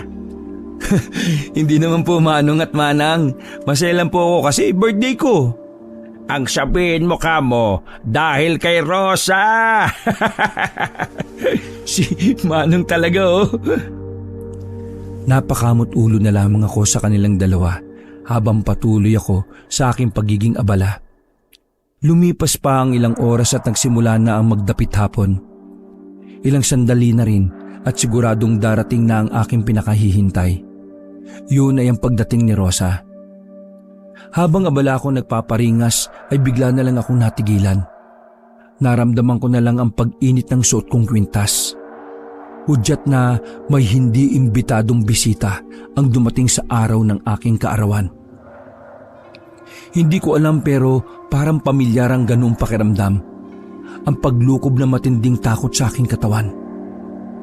Sa unti-unting pagpatak ng bawat segundo ay ang paglakas pa ng kabog sa aking dibdib. Mula sa labas ng bakuran ay nakita ko ang dalawang matandang tila mag-asawa. Nasisiguro kong yun pa lamang ang unang beses na makita ko sila. Subalit, bakit parang pakiramdam ko ay nakasalamuha ko na sila? Teka, sino ba talaga sila? Bakit parang matagal ko na silang kilala? Hanggang sa namulagat na lang bigla ang aking mga mata. Dahil sa unti-unti pa nilang paglapit ay mas nagiging malinaw na sa akin ang kanilang pagkakakilanlan. Nasa normal na anyo lamang sila. Pero kung hindi ako nagkakamali, ang matandang lalaking yon ay ang supog na aswang na nakasagupan ni Lolo bago pa man siya pumanaw. Siya ang aswang na engkantador. Ang aswang na mismong pumatay sa buntis na ginang. Ngunit papaanong naparoon siya sa tagong lugar na yon at sa araw pa mismo ng aking kaarawan? Bago pa man nila maramdaman ang aking presensya, ay mabilis na akong kumilos. Mabilis akong lumayo sa lugar na yon upang umusal ng dasal. Dasal para maitago ko ang aking pagiging albularyo at kapangyarihan. Dahil ilang taon na rin matapos kong tanggapin ang pagiging tagapagmana ni Lolo, ay palihim kong inaral ang itim na libro. Maingat at masusi akong nagpakadalubhasa sa paggamit ng mga dasal at orasyon katulad ni Lolo. Nagawa ko rin tawagin ang kanyang gabay. Sa kabila ng aking naging kasanayan, ay mas pinili kong ilihim lamang ito sa mga tao. Tanging piling tao lamang ang napaggamitan ko ng kakayahang ito. Katulad nila Manang Josie at Manong Kaloy. Subalit maging sila ay wala pa rin kaalam-alam sa aking tinatagong kakayahan. Pero mas mabuti na siguro ang ganito kesa matulad lang sa sinapit ni Lolo. Sana naman hindi nila naramdaman ang presensya ko kanina bago pa man sila dumating. Sana walang sino man sa amin ang mapahamak. Saka ano bang ginagawa nila dito? Bakit sila biglang napunta dito? Oh, kumusta na ang matatalik kong mga kaibigan? Sobrang tagal na nating hindi nagkasama sa ganitong okasyon ah. Saktong-sakto ang dating nyo. Karawan ng alaga namin ditong si Toto. Buti naman at naisipan nyo pang dumalaw dito. Toto, halika nga rito. May ipapakilala ako sa iyo. Magpakilala ka sa kanila, Toto. Labis akong nabigla sa mga binitiwang salita ni Manong. Hindi ko alam kung ligtas ba talagang lumapit ako sa kanila o baka kailangan ko na namang tumakbo. Subalit naisip ko ring kung gagawin ko yon ay baka mapahamak naman silang Manong at Manang. Bagay na siguradong hindi ko na talaga mapapatawad ang sarili ko. Dahil iba na ang sitwasyon ngayon. Kung dati ay isa lamang akong batang walang alam sa pakikipagdigma sa mga kauri nila, ngunit ngayon ay may mga alam na akong paraan kung paano ko sila malalabanan. Subalit ni minsan ay hindi ko pa ito nasubukan. Toto, bakit ba natigilan ka na naman dyan? Huwag mong sabing nalasing ka na kagad. Eh di hindi pa nga tayo nagsisimulang uminom eh. Opo. Ano nga po ulit yun, Manong? Nauutal-utal ko pang tugon sa kanya. Napatawa naman ng malakas ang matandang aswang. Ano ka ba naman, iho? Bakit ba para kang nakakita dyan ng multo? Ano bang kinakatakot mo dyan? Hindi naman kami kumakain ng tao. Pwera na lang kung gutom kami. Sabay tawa pa nito ng sobrang lakas. Dahilan para mas lalo kong makaramdam ng matinding takot. Pero pilit ko pa rin ikinukubli ang aking takot na nadarama. Dahil sa oras na malaman nilang alam ko rin ang tunay nilang pagkakakilanlan ay siguradong katapusan na naming lahat. Nagkunwari na lang rin akong abala sa aking ginagawang pag-iihaw. Pero ang totoo ay tahimik lamang akong nakikiramdam sa maaring susunod na mga kaganapan. Na baka may gawin silang masama sa mga taong kumupkop at nag-alaga sa akin. Dahil sa matinding pag-aalala, ay nalimutan ko na rin ang kanina ko pang hinihintay. Yun ay ang pagdating ng kaisa-isang bumihag sa aking puso, si Rosa. Para akong binuhusan ng malamig na tubig ng mga oras na yon, sapagkat bigla na lang nagsalita ang pinsan ni Rosa na si Jenny. Hoy Toto, ano na? Akala ko ba imbitado kami sa kaarawan mo? Bakit nakatayo ka lang dyan? Napalingon tuloy kaming lahat sa bagong dating na si Jenny at Rosa. Halos panawan talaga ako ng ulirat sa napakatinding tagpong yon. Binala ko pa sanang pasimpleng yayain na lang sila para tumakas sa lugar na yon. Subalit bago pa man ako makakbang ay tinawag na sila ng matandang aswang. Ano ba yan, Toto? May magagandang dilag ka palang bisita. Bakit hindi mo man lang sila papasukin? Hindi naman ako kagad nakatugon sa kanya. Sa halip ay sinubukan ko pa silang paalisin sa pamamagitan ng pangungusap sa aking mga mata na mukhang hindi rin naman nila naunawaan. Kaya wala akong nagawa kung hindi ang ipagpatuloy ang pagkilos ng normal. Ano ba namang klaseng kamalasan to? Bakit ba nagkasunod-sunod pa silang dumating dito? Ano ba talagang nangyayari? Ay basta, bahala na nga. Lalabanan ko na lang tong 2 aswang na to pag nagkataon. Toto, ano na? Ano ba naman tong bata natin pare oh? Mahina na talaga. Andito na yung mga bisita papatay-patay pa. Naku ka naman talaga Toto oh. Masyado kang nagpapalata Sige na, kumilos ka na nga ng normal. Wika pa ni Manong sabay tawa ng malakas. Natauhan na lang tuloy ako bigla sa mga sinabi niya. Tama nga naman siya. Kung ipagpapatuloy ko pa ang mga ganong gawain ay siguradong hindi magtatagal. Mabibisto na rin ng 2 aswang kung ano ang tunay kong pagkatao.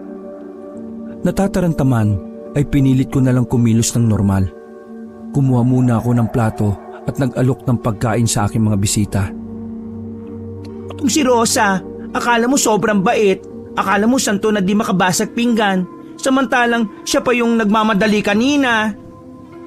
Nax, ayun naman pala Toto Kilig naman pala sa'yo si Rosa oh.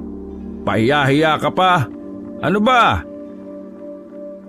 Sa kabila ng pag-aalala ay nakuha ko pa rin matawa sa mga sinabi ni Manong. Napapasulyap-sulyap na lamang ako kay Rosa. Kung minsan naman ay nahuli ko rin siyang napapalingon sa akin. Hanggang sa naglabas na ng alak si Manong.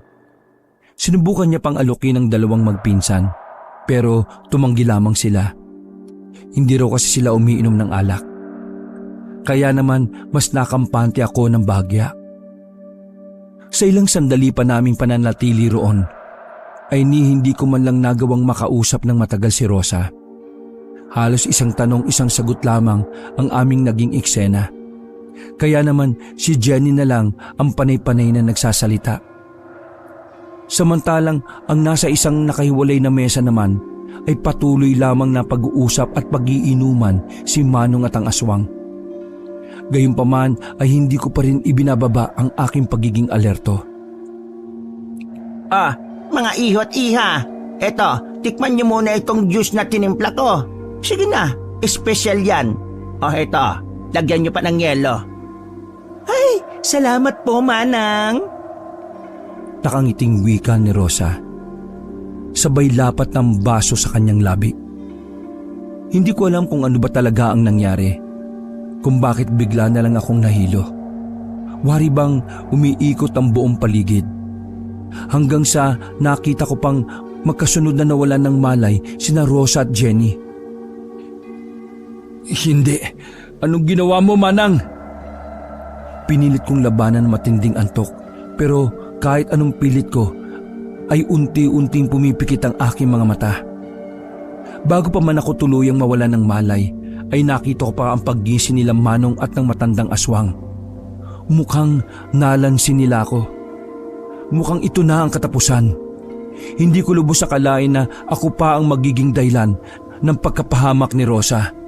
Ni hindi ko man lang naramdaman na may kaugnayan pala si Manong at ang aswang na dapat kong paghigantihan.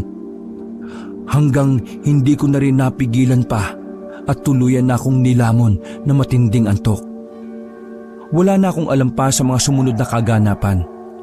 Sobrang tindi ng sakit ng ulo ko nang magising ako. Araw, anong nangyari? Nagtatakang tanong ko. Saka mabilisang inilibot ang aking mga mata. Pilit kong binubusisi ang aming sitwasyon. Nagulantang na lamang ako nang makita ko ang mga sumunod na eksena. Mula sa isang banda ay parehas walang malay si Manang at ang matandang babaeng aswang. Samantalang sa kabilang banda naman ay ang duguan at nakahandusay na si Manong. Butas ang dibdib nito na tila dinukot ang kanyang puso. Sa kanyang tabi naman ay ang hinang-hinang matandang aswang. Hindi ko alam kung ano ba talaga ang nangyari, pero mukhang nalaso ng nasabing aswang. Dahil doon ay wala na akong sinayang na mga oras pa. Medyo nahihilo-hilo pa man ay mabilis ko siyang tinungo. Wala nang ano-ano pa at agaran kong inilabas ang punyal na nasa aking tagiliran. Ang sandatang kayang tumapos sa mga aswang. Huwag! Huwag! Nagmamakaawang tinig ng hinang-hinang aswang. Huwag? Bakit? Kilala mo ba kung sino ko? Nagngingit-ngit ako noon dahil sa matinding galit. Muli ring nanariwa ang pait na aming dinanas ni Lolo dahil sa kagagawa ng nilalang na nasa aking harapan. Nangangatal ang aking buong katawan dahil sa matinding panggigigil na tapusin siya. Hanggang sa nagsimula na rin maglandas ang aking mga luha. Lolo Piping, may pagiganti na rin kita. Bakit, bata? Sino ka ba? Ano ba ang kasalanan ko sa'yo? Ako lang naman ang apo ng albularyong pinatay mo. Patagal ko nang hinintay ang pagkakataong ito. Alam mo bang dahil sa'yo, kaya sinanay kong maigi ang sarili ko dahil gustong-gusto na kitang mapatay para makapaggiganti. Hindi ko rin alam na sa ganitong kadaling paraan lang pala kita magagapi. Tingnan mo naman talaga ang swerte, ano? Parang awa mo na, bata. Ayaw ko pang mamatay. Patawarin mo ako. Ayaw ko pang... Hindi ko na nagawa pang patapusin man lang siya sa kanyang pagsasalita. Walang pagdadalawang isip kong itinarak ang punyal sa kanyang puso. Dahilan ng kanyang agarang pagkamatay. Napahagulgol na lamang ako sa matinding pag-iyak. Pakiramdam ko na kahit papaano ay nakamit na namin ni Lolo ang hustisya. Sa wakas ay nagawa ko na ang aking pinakamimiti. Walang kahirap-hirap kong napatay ang nilalang na yon. Pansamantala ko pang nilasapang aking tagumpay. Pero sa mga sandaling yon ay isang palaisipan pa rin sa akin ang katauhan nila Manong at Manang. Kung bakit makakilala pala sila ng supog na aswang na yon. Kung bakit waring nagkasagupa sila matapos kaming mawala ng malay. Maraming tanong ang dumapo sa aking isipan. Kung tama ang hinuha ko, marahil ay manglalaso ng mag-asawang sila Manong at Manang. Marahil din na sa kanila rin ang galing ang mga lason na ginamit ng aswang na yon matapos siyang lasunin ng dating buntis na ginang. Pero magkagayon pa man, ay hindi ko man lamang ito naramdaman kahit na minsan. Hindi rin naman nila ito ipinaramdam sa akin. Para sa akin, ay mabubuting tao sila. Tinanggap nila ako at kinupkup ng walang pag-aalinlangan lalo pa sa oras ng aking pangangailangan. Wala na akong pakialam pa sa kanilang mga nakaraan. Ngunit katulad ng mapait na sinapit ni Lolo Piping, ay tuluyan na rin silang namaalam. Bago pa man magkamalay sina Rosa at Jenny, ay pinahid ko muna ang aking luha. Mabilis akong kumilos para linisin ang 4 na bangkay na nagkalat sa paligid. Isa-isa ko silang ibinaon sa lupa.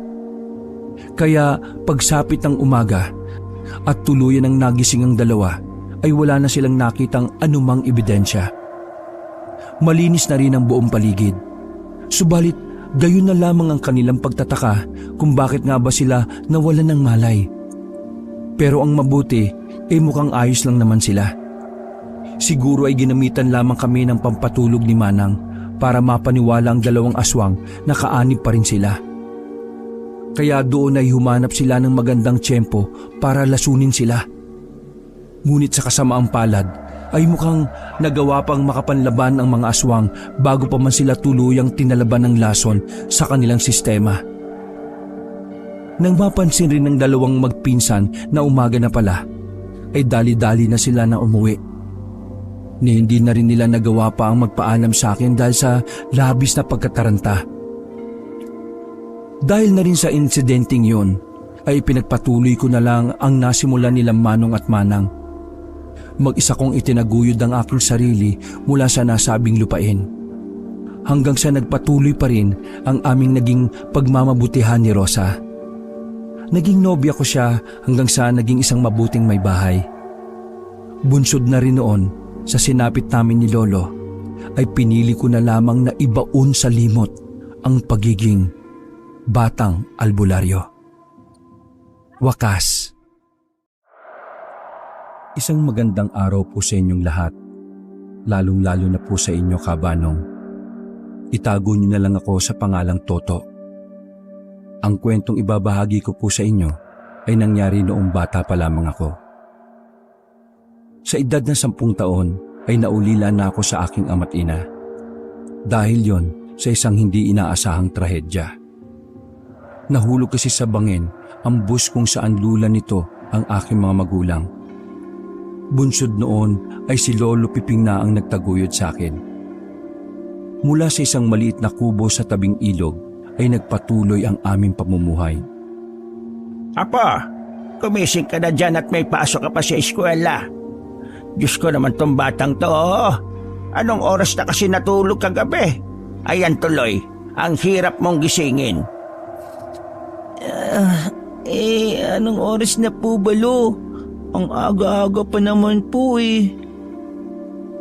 Pupungas-pungas akong tumugon sa kanya, sabay dumiretso sa kusina para maghilamos sa batalan. Anong oras na? Di ba dadalhin mo pa sa talipapa yung mga halamang gamot ng isang pasyente ko ron? Siguradong nag-aantay na yun sa'yo. Kaya agahan mong kumilos dyan, bata ka, bilisan mo. Si Lolo naman talaga oh. Bakit ako pa po yung inutusan nyo? Bakit hindi na lang po kayo yung magdala niya sa kanila?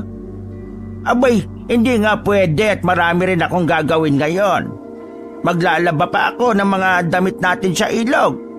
Tapos maya-maya lang dadagsa ng mga pasyente ko rito. Sige na, kumilos ka na dyan. Talagang malilinti ka sa aking bata ka. Opo, Lo. Susunod na nga po eh. Wala rin akong nagawa kung hindi ang tumalima sa kanya. Bahagyang may katigasan man ang ulo ko noon, ay may pagkamasunurin pa rin naman ako. Siya nga pala, Kabanong, ito nga po palang si Lolo Piping ko ay isang batikang albularyo at manggagamot sa aming lugar. Siya ang takbuhan ng lahat ng mga taong nagkakasakit, nilulukuban ng masamang elemento, biktima ng kulam, nayanggaw, at kung ano-ano pang uri ng karamdaman. Masasabing hindi pangkaraniwan ng pagkabihasa at ang kaalaman ng aking lolo sa larangang ito, sapagkat ni minsan ay walang sakit ang hindi niya nabigyan ng lunas. Dahilan upang maging tanyag ang kanyang pangalan. Hindi lamang sa aming baryo, kung hindi pati na rin sa ibang mga kalapit baryo. Ay pare, bakit naman balot na balot ka dyan ng jacket? Nakita mong tirik na tirik ang araw. Wala lang to, Manong. Nakakaya kasi may kati-kati lang ako sa katawan tapos ilang linggo na rin itong hindi gumagaling. Ganun ba pare? Bakit hindi mo subukan lumapit doon sa magaling na albularyo? Doon kay Tandang Piping. Sa katunayan nga niyan, hindi lang ikaw nagsabi niya sa akin. Sinabi na rin niya sa akin ni Paring Domingo. Kaso, nakapagpatingin na rin ako sa doktor sa bayan eh. Ang sabi ng doktor, allergy lang raw ito. Ang dami pang gamot na ibinigay sa akin. Kaso, parang hindi rin tumatalab eh. Sobrang kati nga eh. Lalo na sa gabi. Nako, kaya hindi rin ako makatulog. Ay nako pre, subukan mo lang. Wala namang mawawala eh. Saka, wala namang bayad yun. Kahit magkano lang ibigay mong donation. Sobrang galing talaga nung kumpare kong yon. Tara, sakay ka na sa tricycle ko at sasamahan kita. Pagkatapos noon ay agad na bumiyahe ang dalawa. Paring Piping! Paring Piping! Andiyan ka ba? May pasyente ka dito oh. Ikaw pala paring Enteng. Ano bang sa atin? Eto, pakitingnan mo nga tong kasama ko. May kati-kati daw sa katawan eh. Magandang araw po, Manong. Magbabakasakali lang po sana ako dito sa inyo. Baka po pwedeng magpatingin sa inyo. Sige. Tuloy lang kayo sa loob. Mabilis na kumilos noon si Lolo para asikasuhin ng lalaki. Kasalukuyang nasa kalagitnaan pa lang siya sa kanyang panggagamot nang isa-isang nagdatingan ang iba pa niyang mga pasyente. Pinapila niya muna sila sa labas para magantay hanggang sa matapos siya sa kanyang ginagawa. Sa kanyang pag-usal ng dasal at pagpahid ng langis sa katawan ng lalaki ay namamangha na lamang ito sa kanya. Hindi rin kasi ito makapaniwala sa bilis ng epekto ng pamamaraan ni Lolo. Sapagkat ang kaninang mamula-mula at kating-kating niyang balat ay unti-unti nang bumabalik sa pagiging normal. Hanggang sa hindi niya namamalayan na nagsimula na rin magtayuan ng kanyang mga balahibo sa kanyang katawan. Sa pagpatay ni Lolo sa kandila ay doon pa lamang siya muling nagwika sa lalaki. Ayos na, Loy. Gagaling ka na. Bagyang natigilan ng lalaki. Mababaanag sa kanyang mukha ang matinding pagkabigla. Waring hanggang sa mga oras na yon ay hindi pa rin narirehistro sa kanyang utak ang mga kaganapan. Ano pong nangyari, Manong? Paano niyo po nagawa yun? Paano niyo po ako napagaling ng ganong kadali? Sunod-sunod at nagtatakang tanong pa nito kay Lolo. Wala lang, Noy. Kinausap ko lang yung gumagambala sa'yo. Buti't madali naman siyang kausap. Gumagambala po? May nasagi po ba ako? Oo, Noy. Ayan no, tingnan mo sa kandila. Di ba, ilog yang umaagos na yan. Tapos, ikaw itong lalaking nakatayo. Pinagbababato mo pa yung tubig. Ayan tuloy, natamaan mo yung bantay ng ilog. Hala, naalala ko nga po yun. Tama nga. Pumunta nga kami ng mga pinsan ko dun sa ilog. Tapos pinagbabato ko yung mga talangka sa tubig. Pero sobrang tagal na nun ah. Tsaka paano niyo po nalaman yun? Napatango na lamang si Lolo at hindi na muna nagsalita. Samantalang ang kaninang pananaw ng lalaki ay bigla na lamang nabago matapos ang sandaling gamutan. Dahil kanina lamang ay mas naniniwala pa siya sa doktor kumpara sa mga albularyo. Naparoon lamang siya para sana magbakasakali. Ang isa pa ay niwala man lang siyang sinabi kay Lolo tungkol sa bagay na yon. Pero labis na lamang siyang nagulantang nang si Lolo pa mismo ang nagpaalala ng mga bagay na ginawa niya noon sa ilog. Malinaw sa kanyang balintataw ang mga pangyayaring yon. Sige na, Noy. Basta magagis ka lang ng bigas malapit sa tabing ilog bago magtakip silim, ha? Ay, sige po, Manong. Maraming salamat po. Ito nga po pala. Tanggapin niyo po itong kaunting halaga. Noy, ang laki naman yata nito. Tama na siguro tong 20. Sabay balik ni Lolo sa 50 pesos sa kanya. Bagay na hindi naman na tinanggap ng lalaki.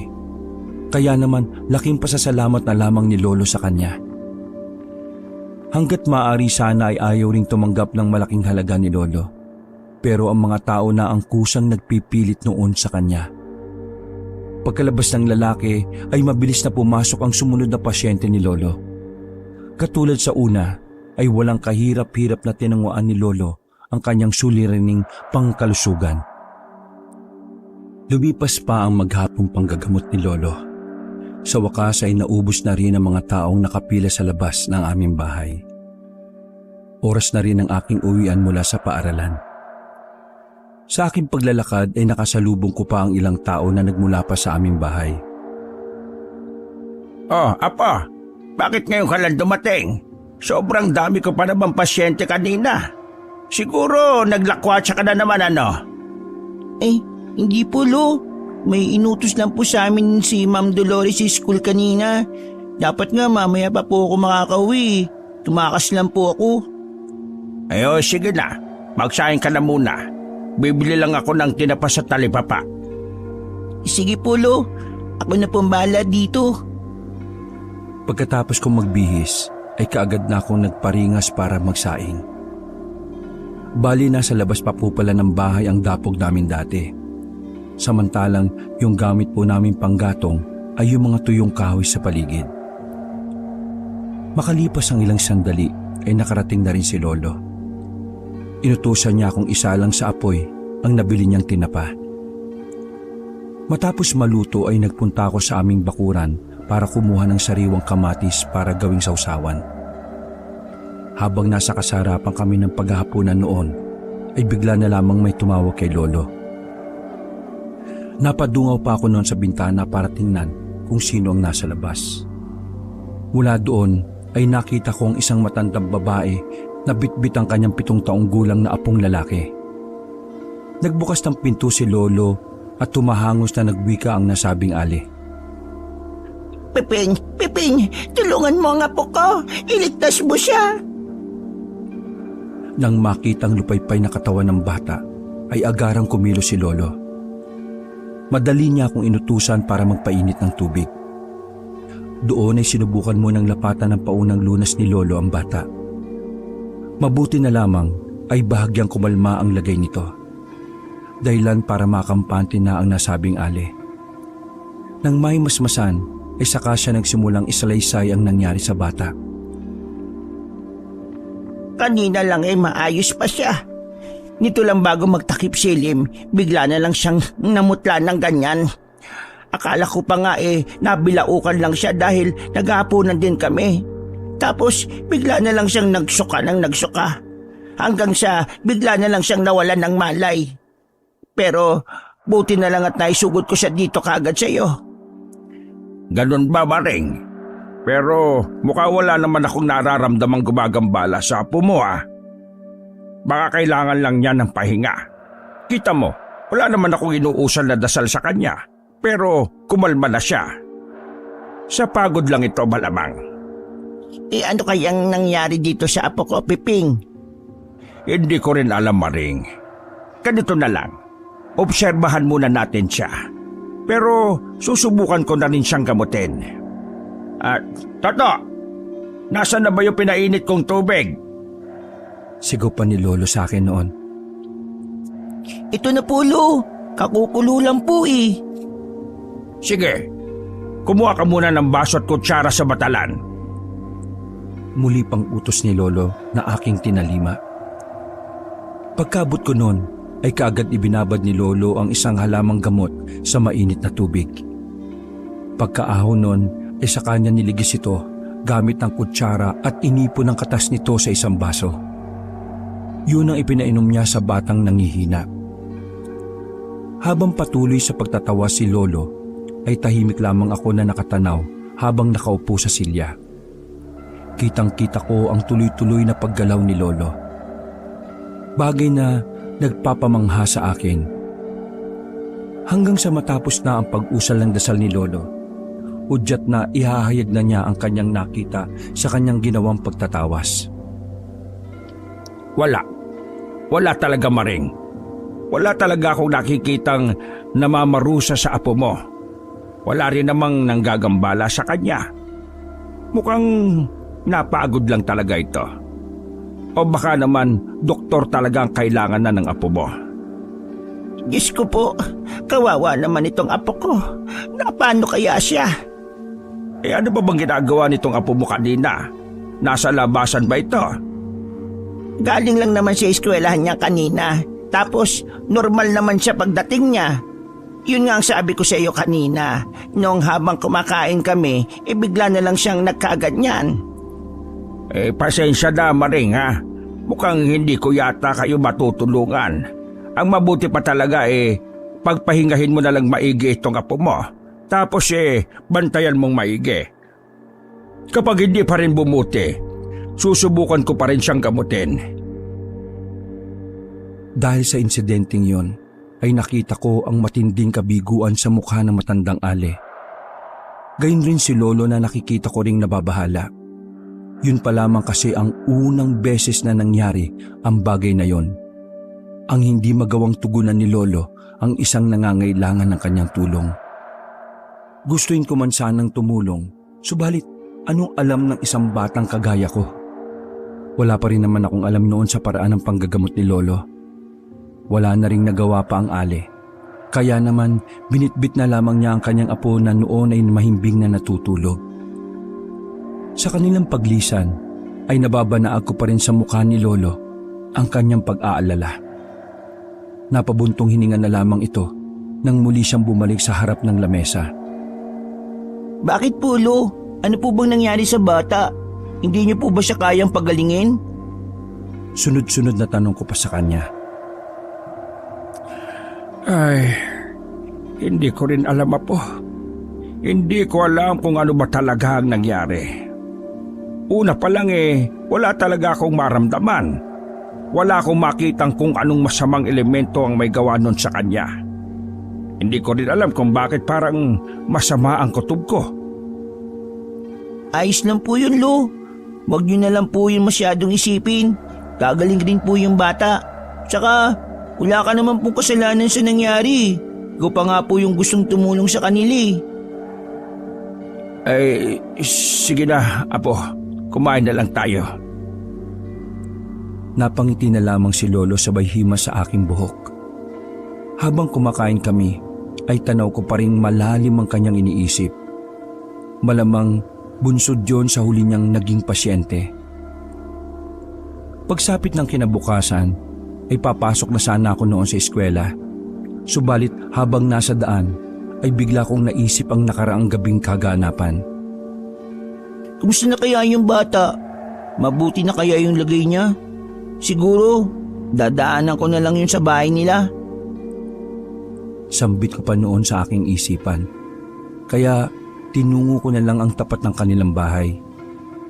Nakampante na lang ako nang makita ko na ang batang lupaypay kagabi ay mukhang maayos na ang kalagayan. Katulad ko ay nakasuot na rin siya ng kanyang uniforme at papasok na rin siya sa paaralan. Naisip ko tuloy na maaring tama nga ang sinabi ni Lolo na baka nasobrahan lang talaga sa pagod ang bata. Pero buti na lang talaga, mukhang magaling na rin siya. Dahil doon, medyo nabawasan na rin ang ilang isiping bumabagabag sa aking isipan. Kaya doon ay masaya na akong naglakad patungo sa paaralan. Buong akala ko'y magiging maayos na ang lahat. Subalit, nagkamali pala ako sa aking akala. Sapagkat ang kaganapan noong nagdaang gabi ay ang siyang magbabago pala sa takbo ng aming buhay.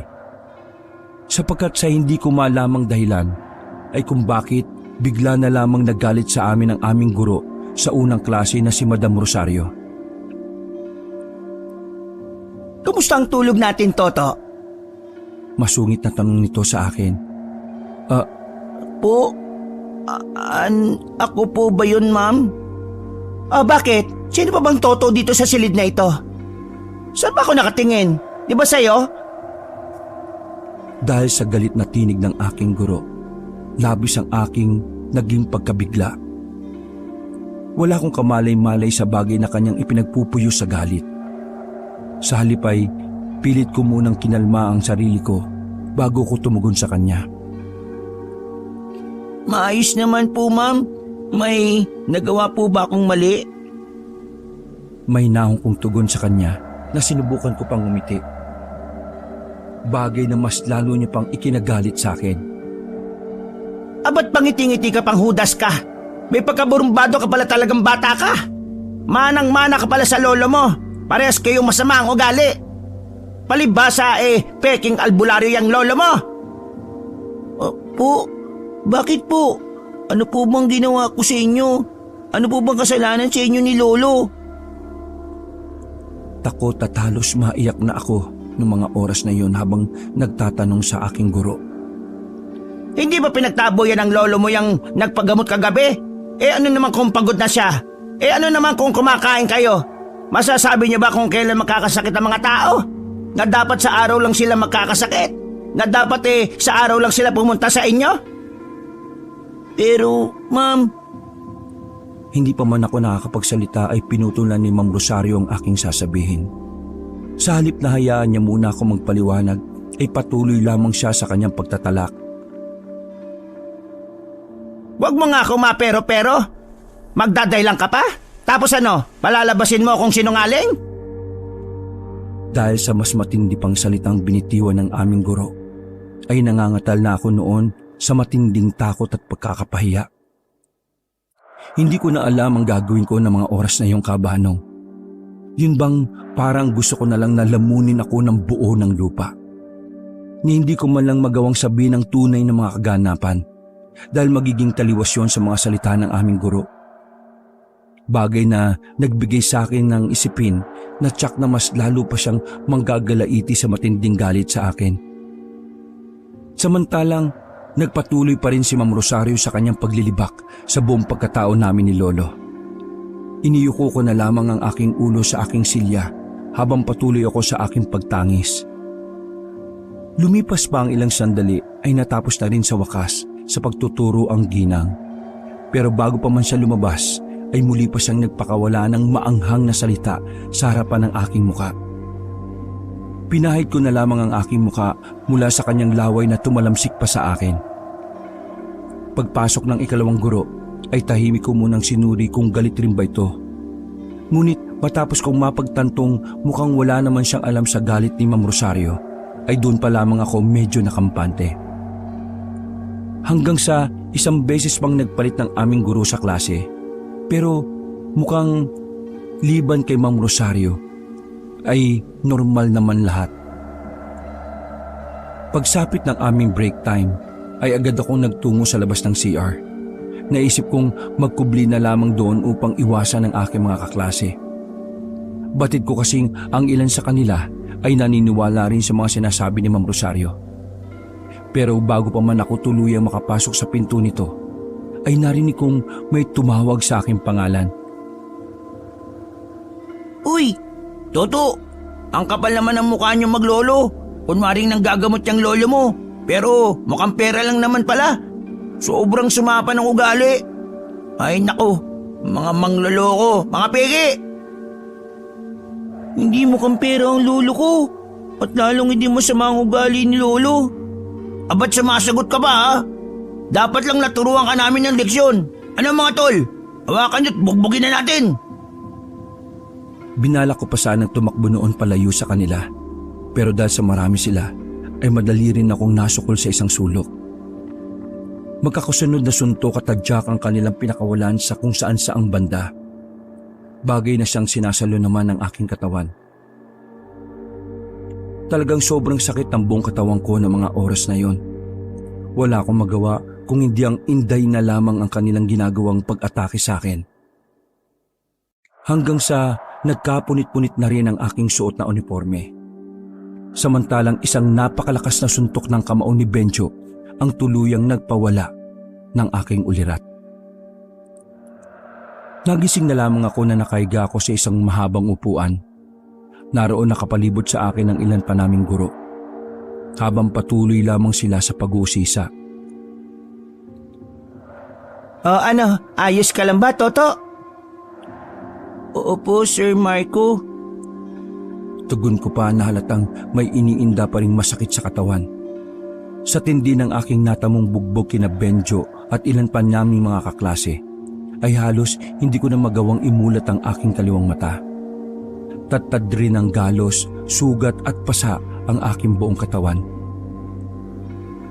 Samantalang ang suot kong uniforme naman ay halos magkandagula-gulanit sa matinding pagkasira. Pinainom muna ako ng tubig ng isa sa aming guro na si Sir Marco at saka muli siyang nagtanong sa akin. Ano, Toto? Ayos ka na ba? Opo, sir. Ayos na po ako. Ano ba nangyari? Sino bang may gawa niya sa iyo? Hindi muna ako sumagot. Sa halip ay bagya muna akong nag-isip. Batid kong kung sasabihin kong sina Benjo ang dahilan nun, ay tsak na babalikan muli nila ako. Malamang na mas matinding parusa pa ang aabutin ko sa kanila pag nagkataon. Bunsod noon ay minabuti ko na lang na sarilihin ang lahat. Hiniling ko na lang sa aking isipan na sana'y pagkatapos ng insidenteng yon ay lubayanan nila ako ng tuluyan. Nang biglang magsalita ang isa pa naming guro. Ay sus! Dapat lang yan sa'yo, Toto. Karma lang yan dahil sa ginawa ng lolo nyo kagabi. Biruin nyo ba namang pinagtabuyan daw nila yung matandang may dalang bata na nag-aagaw buhay? Ay talaga, ma'am. Nako, grabe naman pala yung maglolo na yan. Ang sasama pala ng ugali. Di ba yun yung matandang albularyo? Yung nakatira sa tabing ilog? Oo, sir, yun nga. Kunwari albularyo pa raw kuno. Peki-peki naman pala. Mga manluloko. Kunwari nanggagamot pero nanggagancho lang pala. Nagpatuloy pa sa pagbubulungan ng ilang kong guro na naroon. Kung ano-ano pang masasakit na salita ang kanilang pinagsasabi nila sa amin ni Lolo. Dahilan para muli na naman akong mapahagulgol ng iyak. Alam ko rin na kahit ano pa ang sabihin kong paliwanag ay hindi rin sila maniniwala. Samantalang may ilang guro pa rin naman ang nanatiling tahimik lamang. Mas pinili nila ang hindi na lamang magbigay ng komento base sa nasabing pagbibintang. Sa mga oras na yon ay hindi ko na hinintay pa ang susunod naming klase. Dagli akong kumaripas para tumakas sa paaralang yon. Pagkarating ko sa aming baryo ay natanaw ko kaagad ang matalim na pagtingin na ipinupukol ng mga kabaryo namin sa akin. Hindi ko na sila kailangan pang marinig sapagkat sapat na ang kanilang mga pagkilos upang aking mabatid ang kanilang mga saloobin. Saloobing walang matibay na batayan maliban sa maling balita. Nasa labas pa lamang ako ng bakuran ay tanaw kong onti lamang ang pila sa labas ng aming bahay. Samantalang magtatanghali pa lamang ng mga oras na yon, bagay